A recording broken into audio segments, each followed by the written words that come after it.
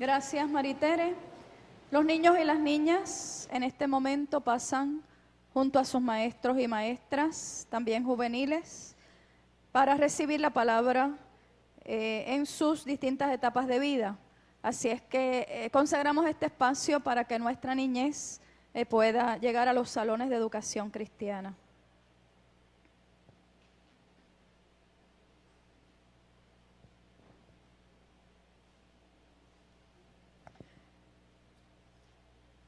Me encanta Nehemías por un sinfín de razones.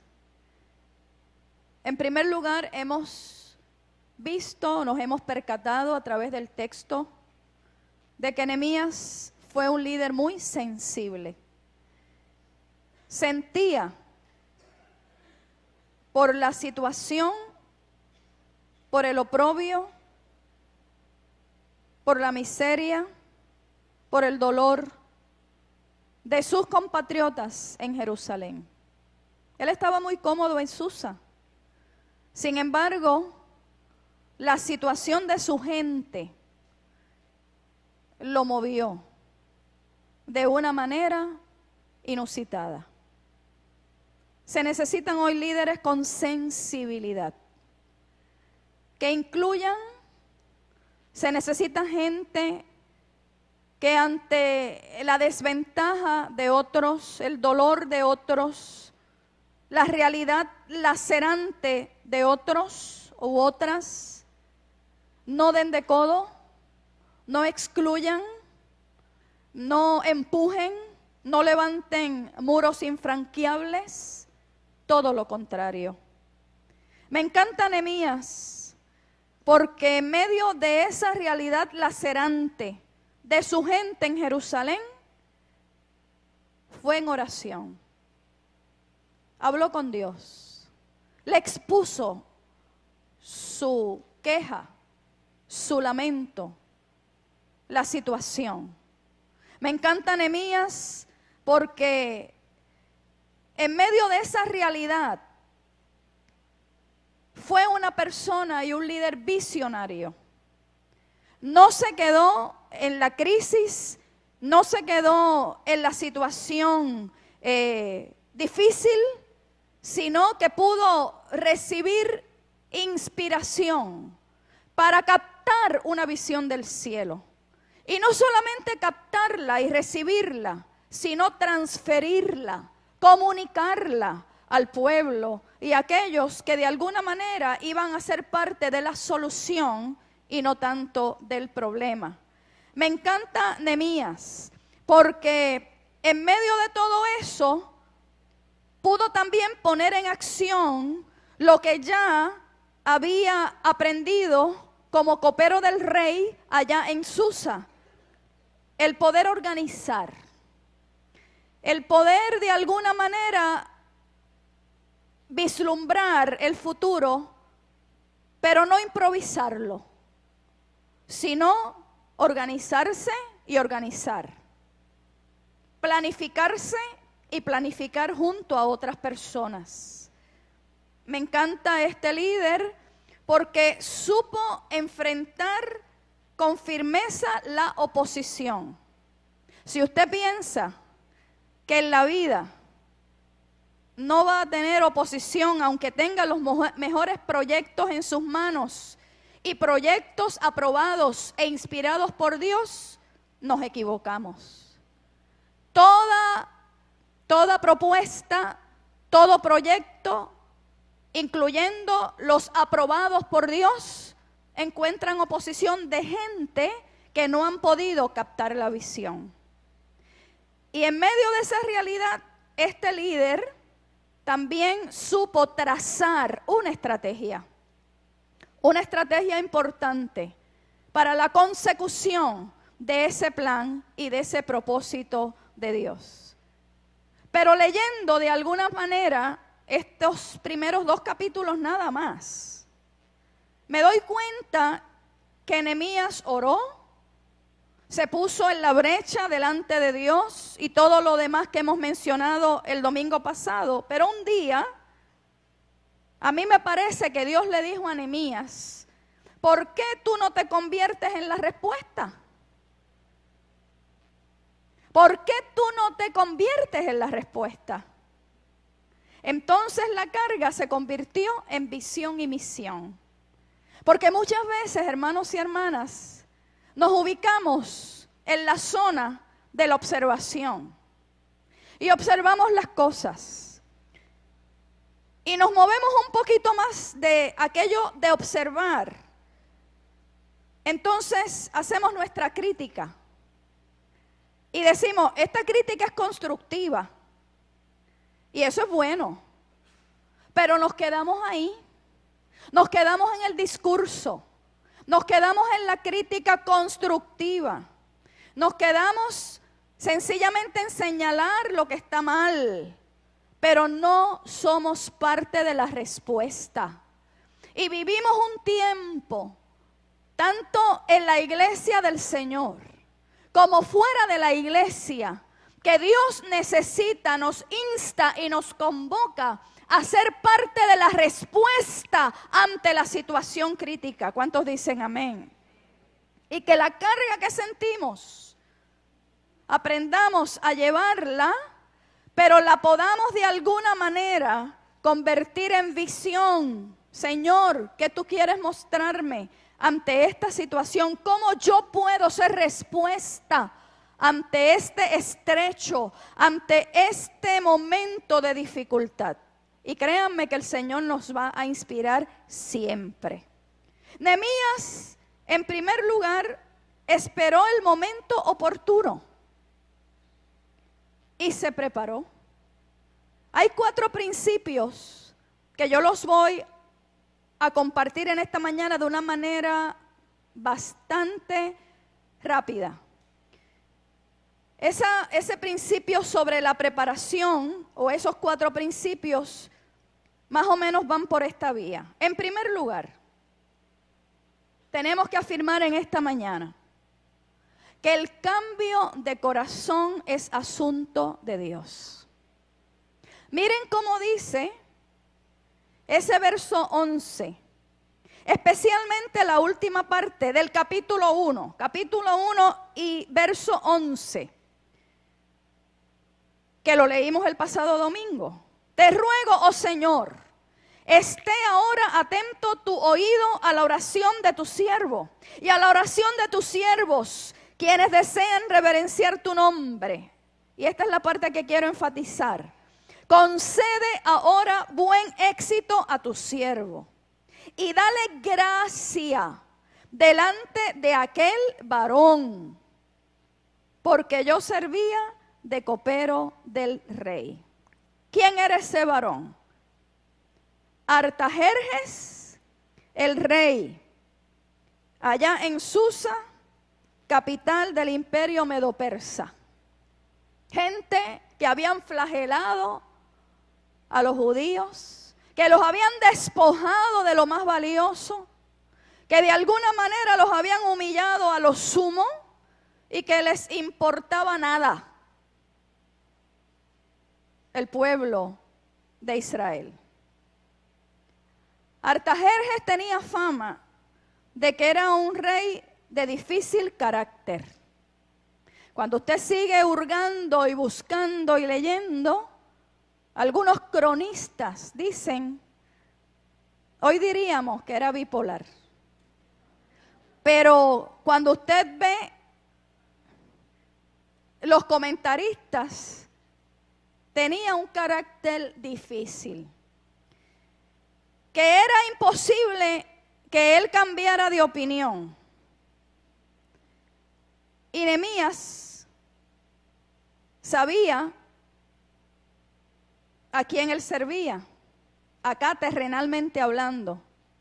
Porque acá terrenalmente hablando usted puede servir en el buen sentido de la palabra. Usted trabaja para alguien y usted trata de hacer lo mejor posible. Pero si usted tiene los pies en la tierra y usted está enfocado o enfocada en la vida, usted conoce a su jefe. Y aquí algunos son jefes y jefas. Y la gente nos conoce, nos lee, tiene opiniones cuando tenemos a cargo otras personas. Y quiera Dios que ese carácter a veces volátil, difícil, complicado, el Señor lo vaya moldeando. Y ese carácter nuestro vaya respondiendo al propósito de Dios. ¿Cuántos dicen amén? Y Nehemías sabía quién era su jefe. Por eso fue que se puso en oración, entre otras razones. Por eso estuvo 4 meses orando y esperando, porque él sabía que si apretaban los resortes equivocados, en el tiempo equivocado, los resultados no iban a ser los que se necesitaban. Así es que Nehemías acudió al Señor, porque sabía que era la única manera de cambiar el corazón del rey. No intente usted cambiar a las personas para que se adapten a lo que usted necesita. No intente manipular, ni hacer juegos, ni trucos, ni artificios. En vez de eso, hable con Dios con respecto a esas personas que de alguna manera tienen que transformar su corazón para responder al corazón de Dios. Usted ha tratado quizás de poner en práctica toda clase de medios, pero no ha tenido éxito. Pues yo le digo en esta mañana, a nombre de Nehemías, a nombre de esos textos y de esa escritura, hable con Dios respecto a ese problema, a esa situación, a esa persona. Dios tocó y transformó el corazón de Artajerjes y puedo hacerlo también con aquella persona que tú estás necesitando, o que nosotros estamos necesitando, o que el pueblo está necesitando, que ese corazón sea transformado. Ese es lo primero. Dije que iba a ser lo más rápido posible. Lo segundo, el segundo principio sobre la preparación. El orar y el esperar van de la mano. A veces nos hemos confundido con esto de la oración y hemos desvirtuado ese proceso de orar. Y creemos que nuestra oración es un abracadabra y que es un acto mágico. Y que oramos ahora y a los 5 minutos tenemos la respuesta. Miren, a veces puede darse el caso, pero usualmente no es así. El esperar no está muy anclado en nuestra naturaleza.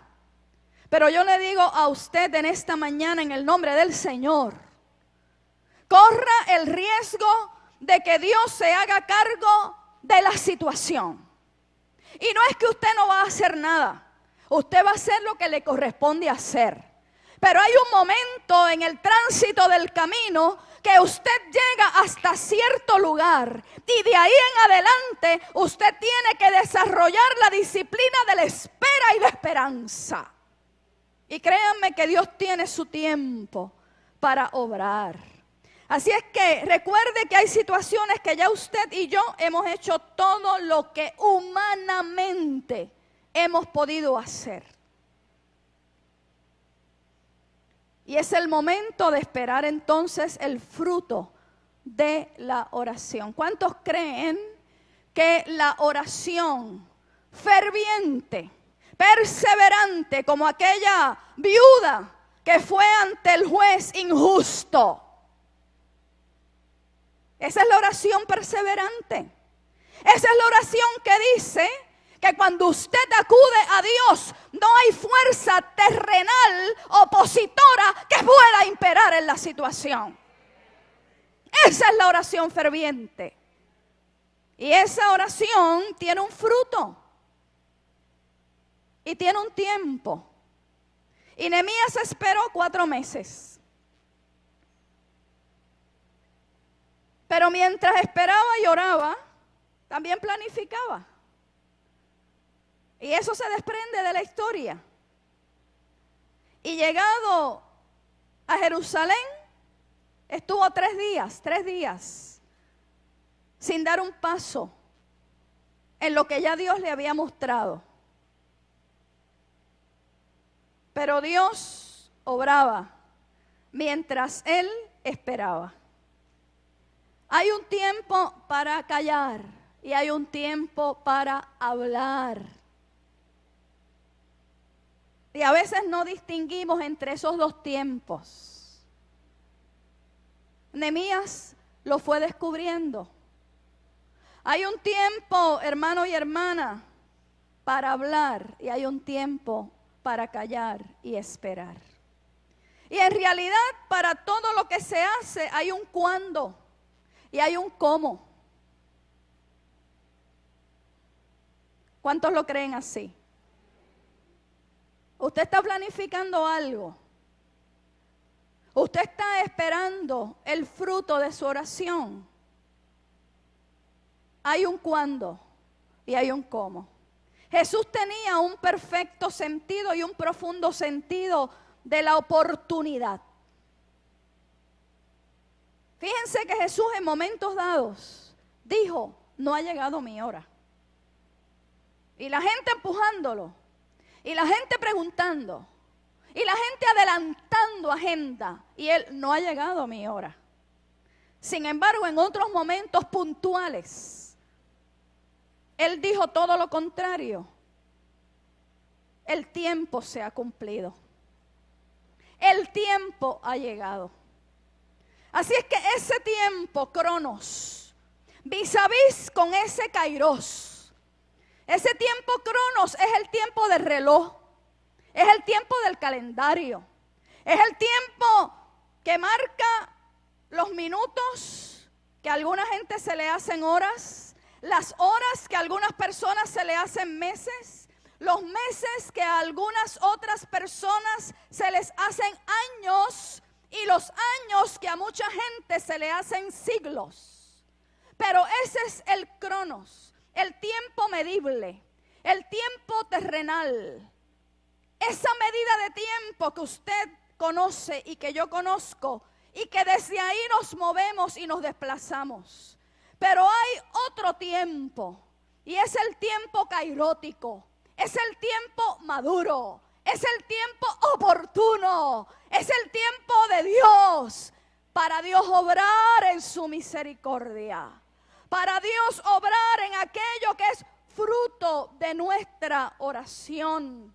Y ese kairos de Dios que trasciende el cronos nuestro se inserta en este tiempo terrenal y de alguna manera se deja sentir con fuerza, con gracia y con poder. ¿Cuántos dicen amén?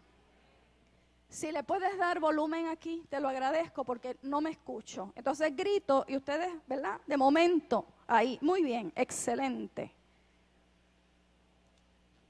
El tercer aspecto sobre la preparación es que la fe no es sinónimo de desorden ni sustituto de la planificación. Hay gente que piensa que con la fe nada más lo resuelve todo. Miren, hermanos y hermanas, hay tareas difíciles.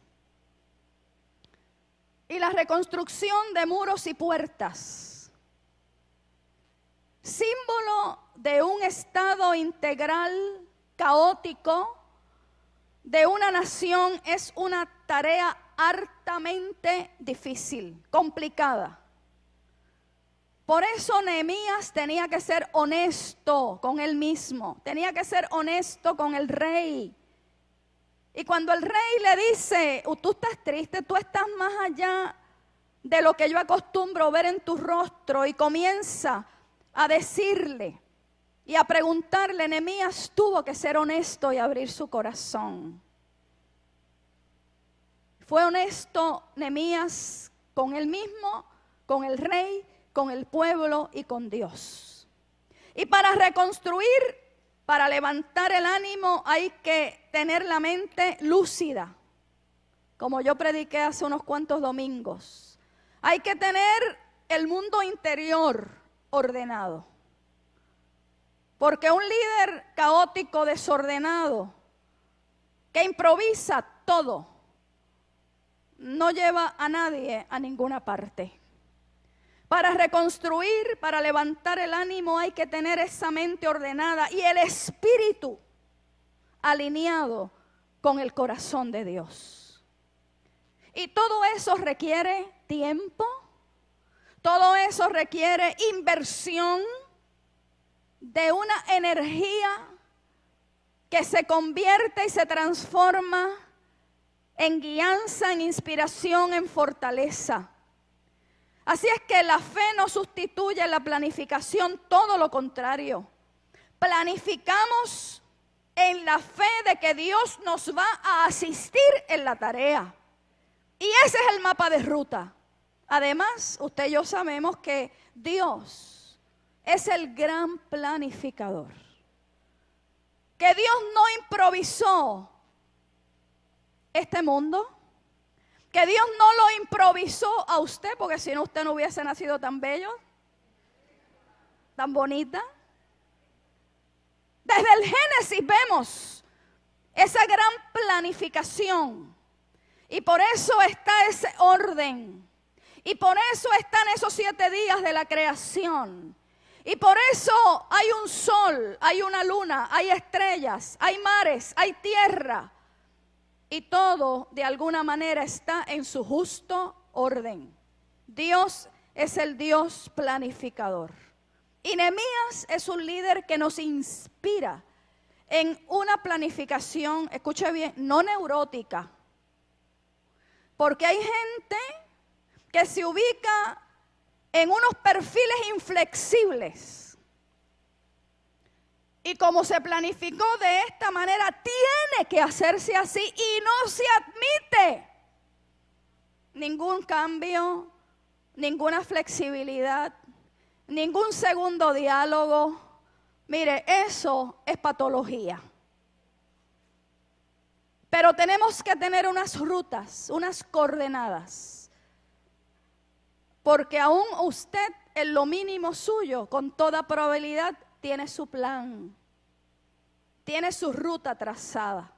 El cuarto aspecto es prepararse para la oposición cuando estamos haciendo la voluntad de Dios. No lo voy a discutir hoy, lo voy a dejar para el domingo. Hay gente que piensa que porque está haciendo la voluntad de Dios, todo le va a salir sin peaje. ¿Tú sabes todos los peajes que yo tengo que coger a veces para llegar aquí? Cada vez me ponen uno nuevo. Sin cuesta, sin desvío, todo tiene que salir ahí. Mira, no necesariamente. En el caso de Nehemías, vemos que haciendo la voluntad de Dios, se encontró con fuerte oposición. Pero moviéndome al versículo 18, ahí hay una palabra importante que la vamos a rasgar nada más en esta mañana. Cuando él dice, y le dice, y todos dicen, levantémonos y edifiquemos. Antes de entrar en esa palabra del versículo 18, recordaba yo un gran texto de Isaías 60. Cuando dice, levántate y resplandece. Eso está en Isaías 60 y creo que es el versículo 1. Ese texto de Isaías 60, si usted me acompaña, lo buscamos ahora mismo. ¿Sí?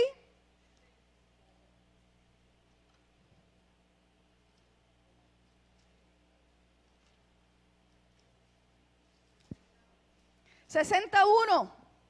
levántate y resplandece, porque ha venido tu luz, y la gloria de Jehová ha nacido sobre ti. Un texto que se articula, escuche bien, en el momento más difícil de la crisis. Es un texto coyuntural en el asunto del retorno de los exiliados, de los que quedan, porque ya toda una generación había muerto. Y habían unos que se debatían, ¿regresamos o nos quedamos?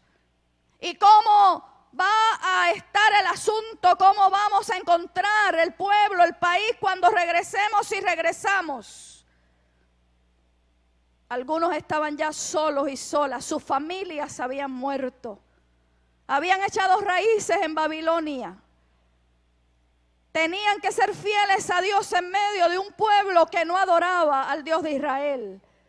Es un texto que se articula en el momento más difícil de la crisis.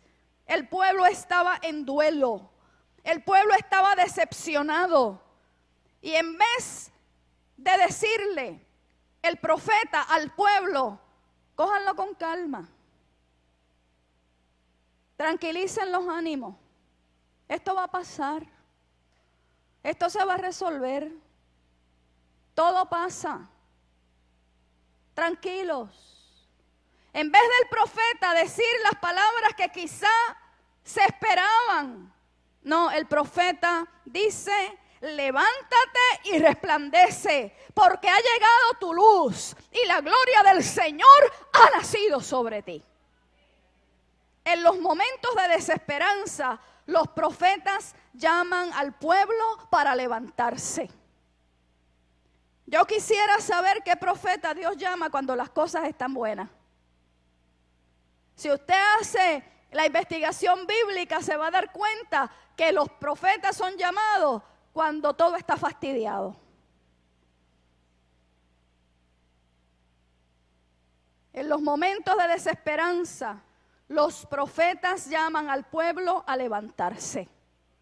Y Nehemías no era profeta, pero tenía una encomienda histórica de parte de Dios y le dice al pueblo y lo lleva para que todos digan: levantémonos y edifiquemos. Hermanos y hermanas, no podemos sentarnos a llorar los problemas, porque haciendo solo eso no los vamos a vencer ni a resolver. Hay un momento para llorar, lo dijimos el domingo. Hay un momento para entristecerse.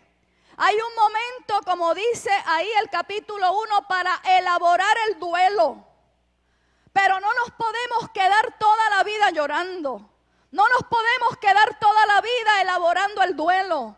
No nos podemos quedar toda la vida diciendo o quejándonos o señalando el problema. Hay que hacer algo más que llorar y estar tristes. Y nos está diciendo el profeta Isaías: levántate y resplandece. Los problemas en la vida no se resuelven solos. Hay gente que está ahí el problema, como el elefante blanco sentado en la sala, y no lo ven o no lo quieren ver. Y no se mueve ni un ápice. Y no hacemos nada para luego quejarnos los 365 días del año. Tenemos que ponernos de pie, porque desde el suelo, desde el piso, desde ese suelo, los problemas se ven gigantes. Desde el suelo y de bruces en el piso sentimos una incapacidad mayor para poder poner en movimiento todas las fuerzas internas que se necesitan en este momento. El origen del problema no siempre está fuera de nosotros. Muchas veces está desde esa cosmovisión interna que tenemos de nosotros mismos y de nosotras. A veces un sentimiento de minusvalía, otras veces ese sentimiento de poquedad, de inferioridad. Y el profeta le está diciendo a un pueblo que pudo sentirse de esa manera: no dejes que la angustia te destruya. Levántate y resplandece, porque llegó la hora de la gloria y de la transformación. Levántate en castellano. La primera comprensión que tenemos de esa palabra es física, ¿cierto? Tú le dices a una persona, levántate, y la persona se pone de pie. Pero en hebreo es cum. Y cum en hebreo es un grito de victoria. Es un grito de autoridad, de virtud. Talita cum, ¿se acuerdan en el Evangelio? Niña, a ti te digo, levántate, porque las fuerzas de la muerte no tienen la última palabra en tu vida. Cuando Moisés era perseguido por los ejércitos del faraón, Moisés se detuvo y oró a Dios y le dijo, Señor, levántate. ¿Y cómo es eso? Porque levántate en el hebreo es un grito de victoria. El Señor no estaba sentado, ni el Señor estaba acostado. Pero cuando Moisés y en otros textos del Antiguo Testamento se le dice a Dios, Señor, levántate. Se le está diciendo a Dios, Señor, interven. ¿Cuántos le están diciendo a Dios en esta hora, Señor, interven? Necesitamos tu intervención. Señor, no permitas que este problema me destruya. Señor, no permitas que los ejércitos nos aplasten. Señor, levántate, manifiéstate en el momento oportuno y danos que podamos vencer. Esa es la acepción en el hebreo. Así es que usted le puede decir al Señor en toda libertad en esta mañana, Señor, levántate, interven, manifiéstate en este momento oportuno, cairótico. Cuando los ejércitos de Israel estaban en medio de la batalla y se sentían que estaban perdiendo la batalla. A lo mejor tú te sientes que estás perdiendo la batalla. Oye, los dirigentes llamaban a los sacerdotes y le decían, reúnanse todos y oren. Y cuando oraban, la primera palabra que le decían a Dios era, levántate, Señor. Porque obviamente, como les dije, no tiene que ver nada con ponerse de pie. Es el clamor a Dios para que Dios intervenga. Es el clamor a Dios para que Dios rompa yugos. Es el clamor a Dios para que Dios disipe obstáculos. Es el clamor a Dios para que podamos hacer la voluntad del Señor. Levántate, Señor. Dilo en esta mañana, levántate, Señor. Interven, ayúdanos. Danos junto con la prueba la salida. Levántate, Señor.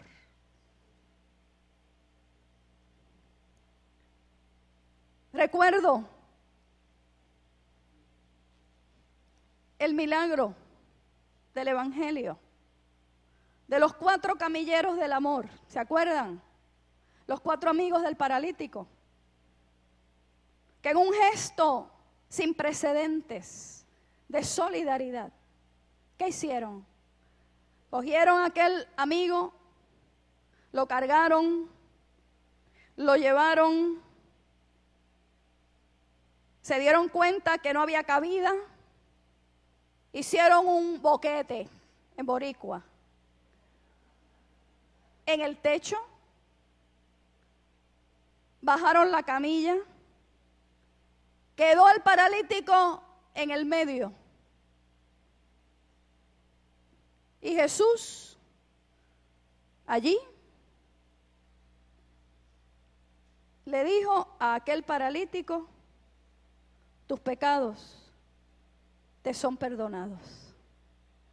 Y yo me imagino que los amigos del paralítico dirían, pero si es que no bajamos, no pasamos todo este trabajo para que el Maestro Jesús le perdone los pecados, lo que queremos es otra cosa. Y cavilaban, dice el Evangelio, cavilaban aquellos que estaban por ahí, decía, Bueno, en palabras nuestras, ¿verdad? Eso es fácil. ¿Y quién es este? Y Jesús, que conoce las intenciones del corazón, le dice: para que ustedes sepan que este que está aquí tiene poder, no solo para perdonar pecados. A ti te digo, levántate, toma esa camilla y anda. Levántate. En otras palabras, no dependas más de los demás. En otras palabras, que no te tengan que llevar ni traer. En cuanto dependa de ti, echa para adelante en el nombre del Señor. El mayor cautiverio que puede tener una persona es que pudiendo, crea que no puede. Que ya están tan codificados en su alma, en su espíritu, por la rutina, por lo que siempre ha imperado en la vida, que pudiendo, creen que no pueden. Y aquel paralítico, de alguna manera, tenía que romper con aquel atisbo de atadura de que no podía. Por eso el apóstol Pablo, en momentos importantes de su ministerio, cuando las puertas se cerraban, cuando la cárcel lo amenazaba, cuando los enemigos del evangelio de Cristo lo acusaban, él tuvo que pronunciar una palabra poderosa que aún hoy nos acompaña, y es: todo lo puedo en Cristo que me fortalece. Porque cuando las circunstancias nos dicen que no podemos, hemos aprendido desde la fe que en Cristo todo lo podemos hacer. Y aquel paralítico, hermano y hermana, se levantó. Levántate. Yo te he puesto en pie para que camines. Es lo que le está diciendo Jesús. Para que sirvas, para que reconstruyas muros y puentes. En esta hora nos dice a nosotros. Para que edifiques. ¿Cuántas veces tú has estado postrado por el desánimo y el temor? Si usted se pone a escuchar, a leer, a volver a escuchar, a leer, a volver a escuchar, se descorazona, se desanima, se llena de temor, como los judíos que estaban en Jerusalén. Se llena de desesperanza, de minusvalía, de poquedad. Pero el Señor siempre tiene una palabra y un accionar oportunos al momento que nos toca vivir. Y por eso nos dice: a ti te digo, levántate.